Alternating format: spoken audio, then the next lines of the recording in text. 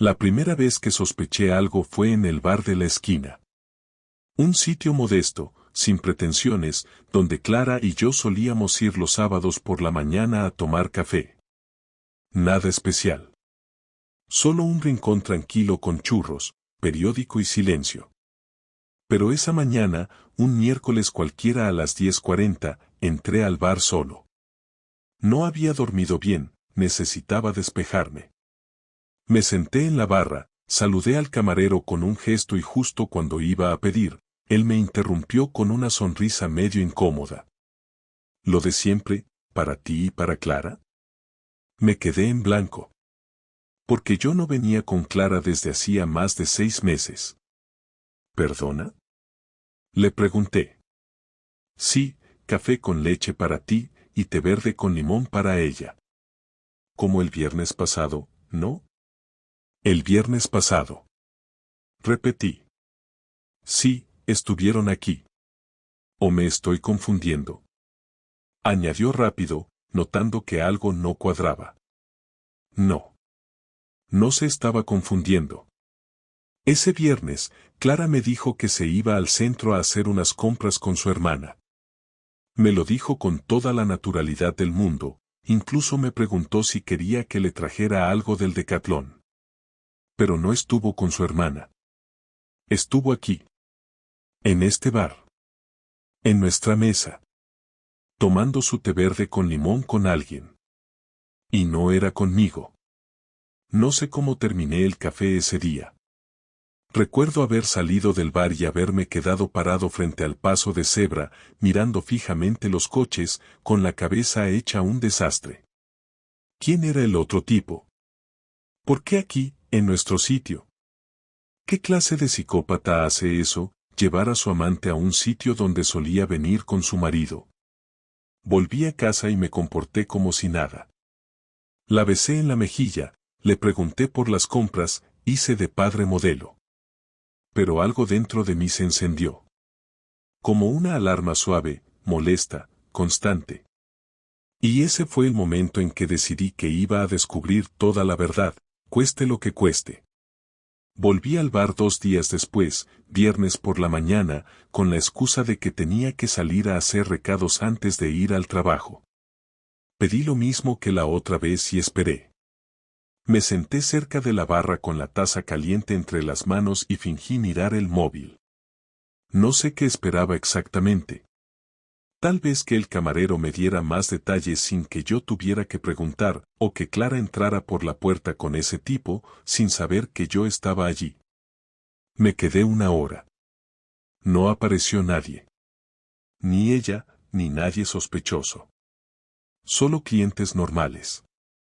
Un par de jubilados, una madre con su hijo pequeño, 3 trabajadores de mantenimiento y 2 chicas que parecían estudiantes. Nada raro.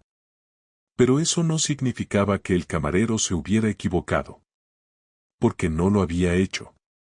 Su cara al decirme como el viernes pasado fue demasiado natural. No dudó. No improvisó. Estaba convencido. Y ese detalle no me lo podía sacar de la cabeza. El sábado por la mañana, Clara se duchó temprano, se maquilló un poco más de lo habitual y me dijo que se iba a una exposición de arte con Lucía, su amiga de la universidad. Yo asentí, le pregunté a qué hora pensaba volver y me dijo que antes de las 2, porque quería preparar una comida rica con los niños. Le di un beso en la mejilla, uno rápido, que no se sintiera obligado, y la vi salir. 10 minutos después, cogí mi mochila, me puse una chaqueta cualquiera y bajé a la calle. No la seguí directamente. Fui por otra calle, más larga, y luego rodeé por la avenida principal. Me sentía como un idiota, pero al mismo tiempo, había algo en mí que necesitaba saber. Tenía que saber. No era celos, no era paranoia, era esa sensación molesta de que alguien se ríe en tu cara mientras tú haces el ridículo. Esperé en una esquina desde donde se veía bien la boca del metro. Cuando Clara apareció por allí, no iba con Lucía. Ni siquiera miró el móvil como si esperara un mensaje. Caminó directo, sin dudar. Parecía tranquila. No se subió al metro. Caminó hasta una calle más pequeña donde había una cafetería algo más elegante, esas de bollería francesa y sillas de madera clara. Se detuvo en la entrada y miró hacia los lados. No me vio. Entonces, salió un hombre. Alto, con camisa blanca y chaqueta de cuero. No lo conocía. Ninguna cara familiar. Ella sonrió. No una sonrisa social. Una sonrisa de esas que no se fabrican para quedar bien. De esas que salen solas. Él la saludó con un beso en la mejilla y la abrazó como si fuera algo habitual. Ella no se apartó. Entraron juntos. Me quedé quieto un minuto más, como si mis piernas se hubieran desconectado. No quería entrar. No iba a hacerlo. No era una película ni un programa de televisión. Si entraba, ¿qué iba a hacer? ¿Gritar? ¿Montar un escándalo? No. Necesitaba pensar. Necesitaba pruebas. No palabras, no sospechas, pruebas claras. Así que crucé la calle y caminé hasta el escaparate del local. Me situé a unos metros, lo justo para que no notaran mi presencia, pero desde donde podía ver lo suficiente. Estaban sentados en una mesa del fondo. Ella le hablaba con calma, con esa expresión suya que usaba cuando me contaba algo que la entusiasmaba. Él la escuchaba y le acariciaba la mano por encima de la mesa. No había tensión. No había prisas. Había costumbre. Y eso me jodió más que cualquier otra cosa. Porque no era un desliz. No era una aventura loca. Era rutina. Me fui de ahí. Caminé sin rumbo durante media hora. En algún momento saqué el móvil y apunté la dirección exacta del sitio. Volví a casa antes que ella. Me hice un café como si nada hubiera pasado y me senté en el salón a leer correos del trabajo. Cuando llegó, la escuché entrar con el tono alegre que usaba siempre que fingía.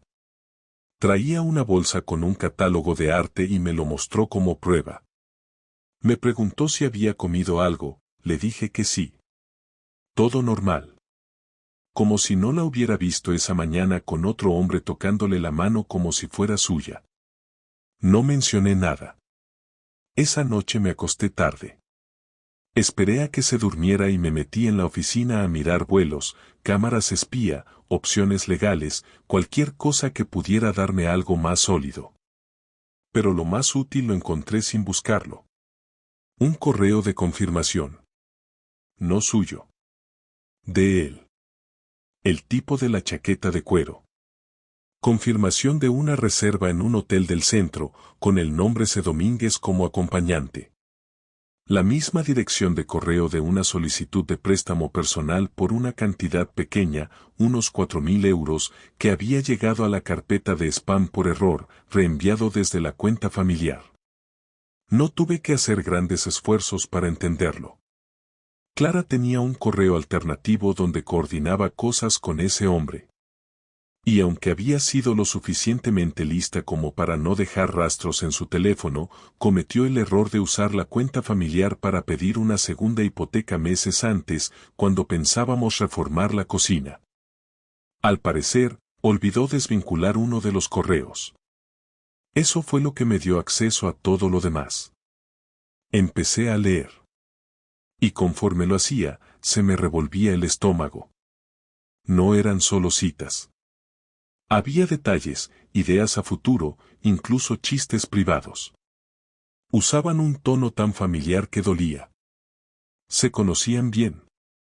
Demasiado bien. Tenían una dinámica clara. Ella no hablaba de mí, no le decía que estaba casada ni que tenía hijos. En ese mundo, yo no existía. Yo era una sombra. Un desconocido que vivía con ella por comodidad. Y en ese momento, lo entendí. Ella ya había rehecho su vida. Solo faltaba que yo me diera cuenta. Y ese día, lo hice. Esa noche no dormí nada. Estuve tumbado en la cama mirando el techo mientras Clara respiraba tranquila a mi lado, completamente ajena a que su mentira había muerto esa misma mañana.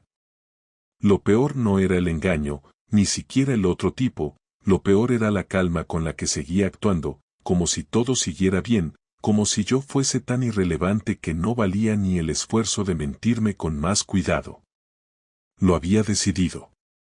No iba a hacerme el tonto más tiempo. Al día siguiente no tenía trabajo, era sábado, los niños se iban con mis padres, y no había excusas. Esa noche iba a hablar. No lo planeé demasiado porque sabía que si lo pensaba mucho iba a terminar tragándome el orgullo y dándole una salida fácil. Ya había aguantado suficiente. Esperé a que bajara la guardia.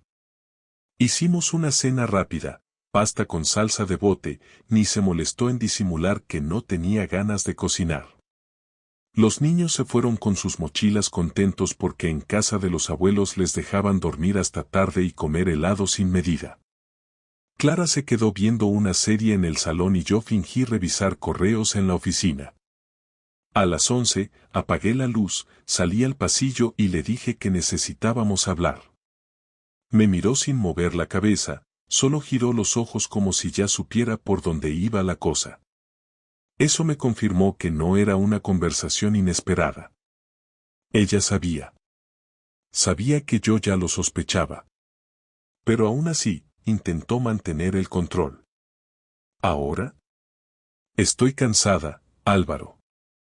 No me importa si estás cansada, dije sin subir la voz, vamos a hablar. Apagué la tele desde el mando, me senté frente a ella y saqué una hoja impresa del cajón del mueble. Era una copia del correo de reserva del hotel. Ella la miró, no dijo nada durante 5 segundos, luego sonrió con la misma expresión que ponía cuando los niños le traían un dibujo mal hecho y ella fingía que era bonito. Me hervía la sangre, pero no perdí el control. ¿Y esto qué es? Pregunté sin moverme. No sé, ¿una reserva de hotel? Respondió, intentando sonar neutral. Sí, una reserva de hotel hecha por tu amigo de la cafetería, para él y para ti. Ella se acomodó en el sofá, cruzó los brazos y soltó un suspiro largo.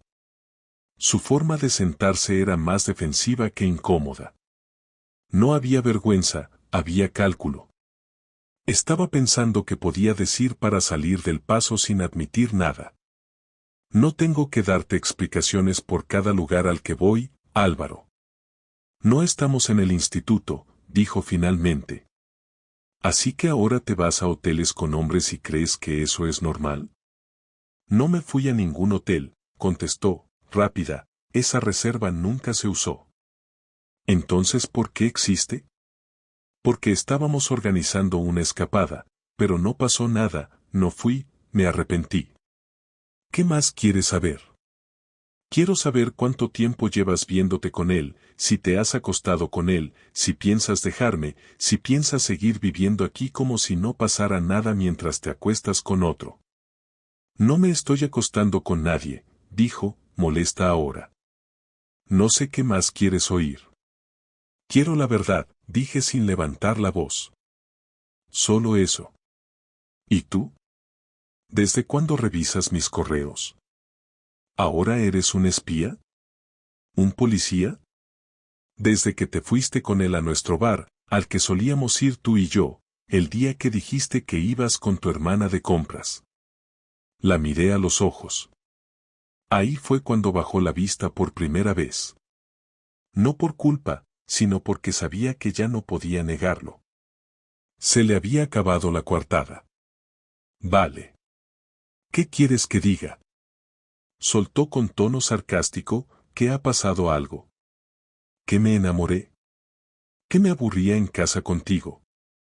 Dime la verdad, repetí. Sí. Estoy con él.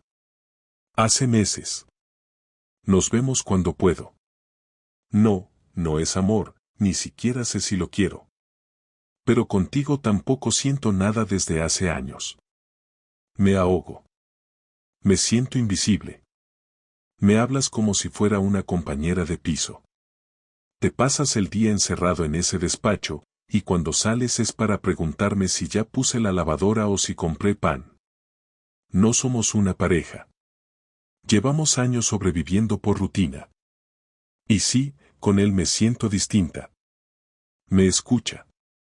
Me mira como tú no me miras hace años. ¿Es eso lo que quería saber? Me quedé callado. No me sorprendió. Lo que me dolía no era lo que decía, sino que lo dijera sin una pizca de tristeza. Como si hablara de cualquier cosa. Como si hubiera ensayado esa frase 1000 veces. ¿Y pensaba seguir así? ¿Viendo a ese tipo a escondidas mientras hacías como si nada en esta casa? No lo sé. No tengo respuestas para todo. Solo sé que no quiero separarme todavía. No quiero hacerles daño a los niños. Quiero mantener la casa en orden. Lo otro, no tiene por qué interferir. ¿No tiene por qué interferir? Estás casada conmigo. No pareces muy afectado. Me vienes con una hoja impresa como si fueras mi jefe. ¿Sabes? Eres más frío que yo. No estoy segura de que esto te duela tanto como crees. Me levanté. No tenía sentido seguir hablando. Ni siquiera valía la pena gritar. No iba a obtener nada más. Ella no pedía perdón. No mostraba duda. Estaba cómoda en su doble vida y solo lamentaba que yo la hubiera descubierto. No quiero verte más. No hoy. No mañana. No sé cuándo. Te vas de esta casa. Esta noche duermes en el sofá. Mañana decides a dónde te vas. Pero aquí no te vas a quedar. Ella no respondió. Se quedó sentada. Luego se levantó despacio y fue a buscar una manta. No intentó hablar más. No dijo ni una palabra cuando cerré la puerta del dormitorio. La dejé en el salón, con su almohada y su cara de piedra, y me encerré a pensar en lo que venía ahora. A la mañana siguiente me desperté sin la alarma. Dormí unas 3 horas a lo sumo, pero tenía la mente más clara que en semanas.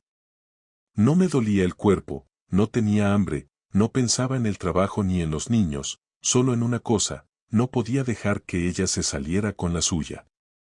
No después de haberme mentido durante meses, de haber usado mi casa, mi cama, mi dinero, mientras se metía con otro tipo como si no tuviera responsabilidades. La idea no era hacer un escándalo ni rebajarme al nivel de insultos o gritos, eso solo le daría razones para pintarme como un loco frente a los demás. Lo que necesitaba era precisión, frialdad, orden. Primero, aseguré mi posición legal. Llamé a un abogado a primera hora, un viejo conocido de la universidad, que ahora llevaba divorcios en Madrid. Le expliqué la situación sin adornos, me pidió que llevara toda la documentación posible, correos, movimientos de cuenta, prueba de la infidelidad. No le sorprendió nada, ni siquiera el detalle del hotel. Me dijo que con lo que tenía bastaba para empezar un proceso que me protegería ante una custodia compartida y también en la parte económica, especialmente si podía demostrar que había usado recursos comunes para mantener la relación con el otro. Me citó para el lunes y me pidió que no dijera nada más a Clara por el momento. Después pasé al siguiente paso. Fui a casa de mis padres a buscar a los niños con la excusa de pasar un rato con ellos. No quería que notaran nada raro, así que fingí una normalidad absoluta. Jugué con ellos en el parque, comimos fuera, y luego les pregunté con calma si les gustaría pasar unas semanas en casa de los abuelos mientras mamá y yo arreglábamos cosas del trabajo. No preguntaron demasiado. Mi hijo pequeño solo quiso saber si podía llevarse su consola y mi hija dijo que sí, que así veía a la perrita de los abuelos más seguido. Llamé a mis padres aparte, les conté lo básico sin entrar en detalles, solo que Clara y yo íbamos a separarnos y que por ahora era mejor que los niños no estuvieran en medio. Mi madre me preguntó si había otra mujer de por medio. Le dije que no. Ella entendió todo sin necesitar más. Asintió, Me abrazó rápido y no dijo más. Esa misma tarde, empecé a preparar todo. Saqué del trastero una maleta vieja y la llené con parte de sus cosas, ropa interior, maquillaje, cargadores, algún libro.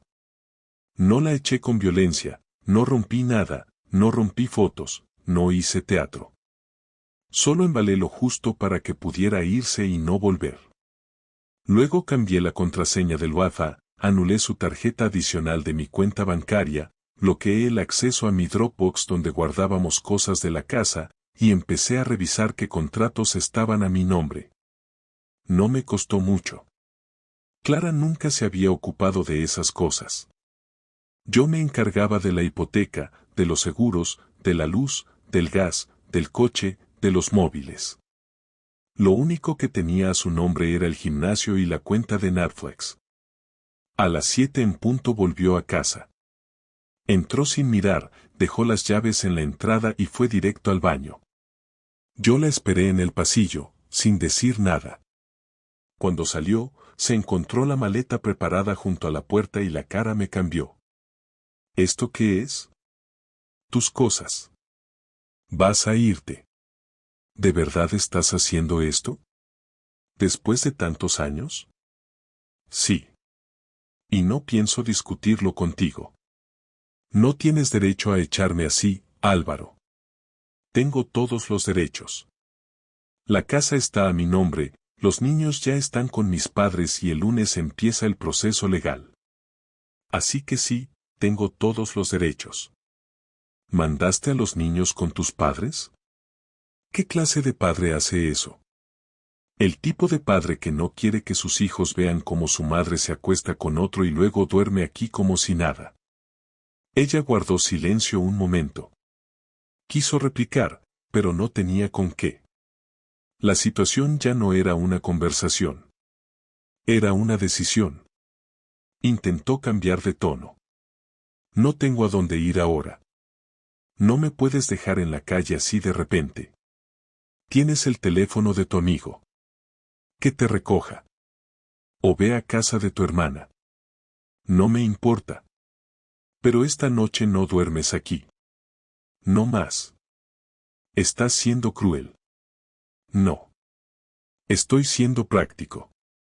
Tú fuiste cruel cuando hiciste lo que hiciste sin pensar en nadie más. Ella se quedó de pie sin moverse, sin tocar la maleta. La miró como si fuera un objeto que no reconocía. Me miró como si no entendiera cómo había llegado a ese punto, como si no pudiera creer que yo tuviera las agallas de ponerle punto final. Yo me quedé firme. No tenía intención de ceder. ¿Y si me niego? Preguntó finalmente. Entonces llamo a la policía y les digo que hay una persona en mi casa que se niega a abandonar una propiedad privada. ¿Quieres probar? No respondió. Respiró hondo, recogió la maleta con rabia y la arrastró hasta la puerta. Antes de salir se giró. Te vas a arrepentir. No lo creo. Cerró la puerta de un golpe, y por primera vez en mucho tiempo, sentí que estaba en control. Durante 3 días no supe nada de Clara.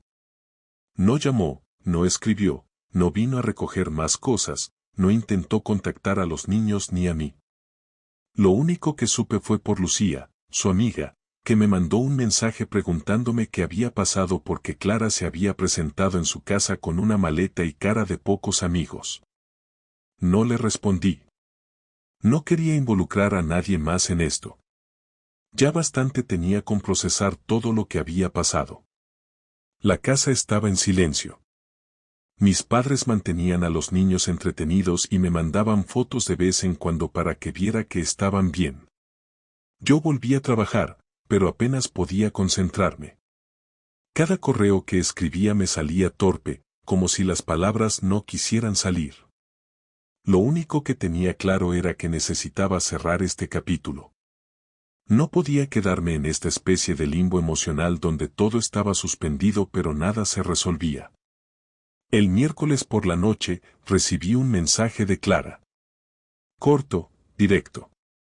Necesitamos hablar. Mañana, a las 18. Estaré en la casa. No me preguntó si podía, no pidió permiso, simplemente lo anunció. Respondí con un vale y nada más. Me pasé toda la noche imaginando la conversación.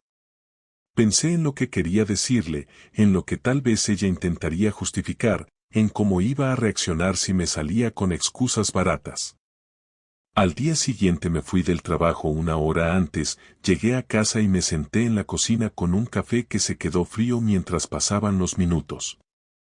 A las 18 en punto, escuché la llave en la puerta. Clara entró sin mirar a los lados. Llevaba ropa informal, cara cansada, el pelo recogido sin ganas. Se sentó frente a mí sin saludar. No voy a defender lo que hice, empezó sin rodeos. No te voy a pedir que lo entiendas ni que lo aceptes. Sé que estuvo mal. Me limité a escuchar. No hice ni un gesto. Lo que hicimos fue hundirnos sin decirlo en voz alta, siguió. Nos volvimos compañeros de rutina, gente que vive junta porque es más fácil que separarse. Me sentí sola durante años y no lo dije. Tú también te alejaste, pero fingías que todo estaba bien. Eso no te da derecho a acostarte con otro, interrumpí. Lo sé. No lo justifico. Solo intento explicarte cómo llegué ahí. Llegaste ahí porque quisiste. Nadie te obligó. Yo también me sentí solo. Nunca se me pasó por la cabeza hacer lo que tú hiciste. Tú lo canalizaste trabajando más, encerrándote en la oficina. Yo lo canalicé buscando fuera lo que no encontraba en casa. Fue una mierda de decisión, pero fue real. No fue un impulso, no fue una aventura. Me gustaba cómo me hacía sentir. Me gustaba sentir que alguien me miraba otra vez como si tuviera valor. ¿Y yo qué era? ¿El tipo que paga las facturas y recoge a los niños? Eras el padre de mis hijos, mi pareja durante años, pero ya no eras mi compañero. Hace mucho que no compartíamos nada más que logística. Nos convertimos en dos personas que convivían, pero que no se miraban. No hay un día exacto en que dejé de quererte, pero sí hubo muchos momentos en los que me di cuenta de que ya no me sentía viva contigo. Y en lugar de decirme eso, decidiste callarte y buscar a otro. Podrías haber pedido una separación. Podrías haber hablado. Pero preferiste mentirme. Tenía miedo de lo que iba a pasar con los niños, con la casa, con todo. No quería que se derrumbara todo. Me equivoqué, sí.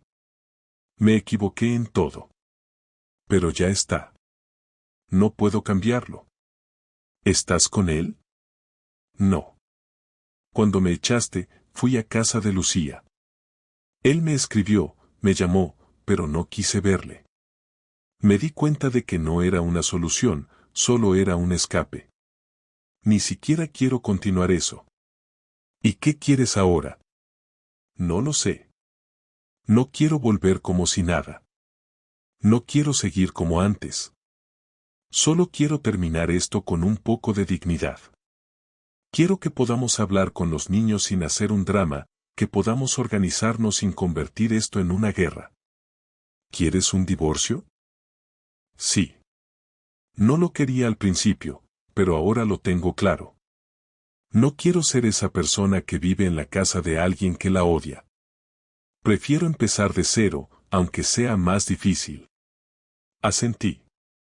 Esa era la primera cosa sensata que le había escuchado decir en mucho tiempo. Hablé con un abogado. Vamos a hacer la separación formal. La custodia será compartida, pero los niños vivirán conmigo. Tú los verás los fines de semana y días pactados. No voy a impedir que los veas, pero ellos necesitan estabilidad. Lo entiendo, dijo sin discutir. No quiero seguir en contacto contigo más allá de lo necesario. Nada de conversaciones personales, nada de mensajes innecesarios. Solo lo básico por los niños. Vale. No esperaba otra cosa. Nos quedamos en silencio unos minutos. Ninguno quería seguir hablando. Ya estaba todo dicho. Se levantó, fue al cuarto y recogió un par de libros y ropa que había olvidado. Al salir, me miró como si esperara algún tipo de despedida más cálida. No la recibió. Cerró la puerta con cuidado y se fue. Ese fue el final. No hubo gritos, no hubo lágrimas. Solo dos personas reconociendo que lo habían arruinado todo y que ya no quedaba nada que salvar. 2 semanas después de aquella última conversación, los papeles ya estaban en marcha. El abogado redactó el acuerdo de divorcio con todos los términos que discutimos, sin disputas, sin vueltas. Clara lo firmó sin cambios, lo cual me sorprendió al principio, pero luego entendí que no quería alargar más algo que ya estaba terminado. Se buscó un piso pequeño en el barrio de al lado, suficiente para cuando los niños pasaran los fines de semana con ella. No quiso ayuda económica, dijo que podía arreglársela sola, que había pedido un traslado a otro instituto para no cruzarse conmigo por la zona. Y así quedó todo, limpio, sin gritos, sin escenas, pero igual de triste. Yo no me fui de la casa. Era mía desde antes de casarnos, la compré con ayuda de mis padres cuando aún no tenía 30, y aunque estaba llena de recuerdos compartidos, también tenía espacio para empezar otra etapa. Cambié algunas cosas, moví muebles, pinté una pared del salón, eliminé fotos antiguas. No por rencor, sino porque necesitaba mirar alrededor y sentir que era mi espacio otra vez. Durante las noches, cuando los niños no estaban, el silencio se hacía más grande, pero ya no era incómodo. Era simplemente real. No sentí alivio. Tampoco sentí dolor como el primer día. Lo que sentí fue una especie de agotamiento mental. Había invertido 11 años en esa relación, había criado 2 hijos, había compartido todo, desde decisiones tontas hasta vacaciones importantes. Y de pronto, todo eso ya no tenía peso. No era que hubiera dejado de existir, simplemente había quedado atrás, como una habitación que se cierra y ya no se pisa más. A veces me preguntaban por Clara, conocidos que no sabían lo que había pasado. Siempre decía lo mismo, ya no estamos juntos, los niños están bien, estamos bien organizados. No entraba en detalles. No tenía interés en ventilar mi vida ni en victimizarme. La historia ya me la había contado a mí mismo demasiadas veces. Con los niños, el enfoque fue práctico. Les dijimos que papá y mamá ya no iban a vivir juntos, que eso no cambiaba cuanto los queríamos y que todo iba a seguir funcionando. Preguntaron poco. Asimilaron más rápido de lo que esperaba. El mayor, con 11, entendía más de lo que decía. La pequeña, con 8, parecía más afectada al principio, pero se adaptó. El hecho de que no nos vieran discutir, que todo se gestionara con calma, ayudó. Hicimos lo mejor que pudimos dentro de una situación que, por sí misma, ya era una mierda. No volví a hablar con Clara más allá de los temas relacionados con los niños. Puntual en los horarios, correcta en los mensajes, sin comentarios personales. Al principio pensé que iba a romper ese esquema con algún intento de recuperar cercanía, pero no. Se mantuvo en su sitio. Supongo que entendió que no había nada que reconstruir. A veces pensaba en su cara el día que se fue con la maleta. En su manera de mirarme como si todavía esperara que le dijera algo más. No lo hice, y no me arrepiento. El momento de hablar ya había pasado. No había nada que rescatar. En cuanto a mí, empecé a salir más. No con otras mujeres, no buscaba eso. Solo quería recuperar partes de mí que había dejado olvidadas. Volví al pádel con unos compañeros del trabajo, me apunté a un curso de cocina básica para no depender del microondas, incluso retomé contacto con 2 amigos del instituto con los que había perdido el trato. Me di cuenta de que, durante años, había puesto mi vida en pausa para mantener una estructura que ya no existía. Y aunque no fue fácil, tampoco fue imposible reconstruirme. Lo que más me costó fue aceptar que no siempre hay respuestas. Que uno puede hacer las cosas bien, cumplir, ser leal, esforzarse por mantener la casa, los hijos, la estabilidad, y aún así fracasar. No porque uno falle, sino porque la otra persona deja de estar contigo sin avisar. Porque se baja del barco sin decirlo y tú sigues remando solo sin darte cuenta. Pero una vez aceptas eso, todo se vuelve más claro. No más fácil, pero sí más nítido. No odio a Clara. Tampoco la compadezco. Entiendo por qué hizo lo que hizo, aunque no lo justifico. Su error fue no hablar, no tener el valor de decir que ya no quería seguir. Si lo hubiera hecho, habría dolido igual, pero al menos habría sido honesto. Yo tampoco fui perfecto. Pude haber prestado más atención, pude haber notado los vacíos antes. Pero nunca pensé que el final llegaría así. Y eso es lo que más duele de una traición, que no avisa. Hoy mi vida es otra. Más simple, más tranquila, más mía. Los fines de semana con los niños son lo mejor que tengo. Nos organizamos bien, comemos fuera, vemos películas, a veces jugamos videojuegos. Ellos no hablan de su madre más de lo necesario, ni preguntan por qué ocurrió lo que ocurrió. Supongo que entienden más de lo que dicen. Y si algún día lo preguntan, no mentiré, pero tampoco cargaré las tintas. La historia es la que es, y ya no necesito justificarme. Solo quiero que crezcan sabiendo que su padre estuvo ahí, sin desaparecer, sin esconderse, sin romperse más de lo necesario. Esto no es una historia feliz, pero tampoco es una tragedia. Es simplemente lo que pasó. Me traicionaron, tomé decisiones, respondí con dignidad, cerré una etapa, y seguí. No hay más.